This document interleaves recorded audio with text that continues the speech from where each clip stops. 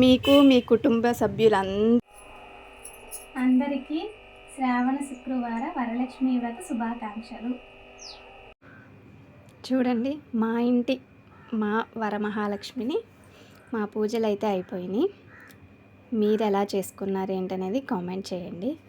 మా వరమహాలక్ష్మి ఎలా ఉందో కూడా కామెంట్ చేయండి. చూసేయండి మా వరమహాలక్ష్మిని. సుమనస వందిత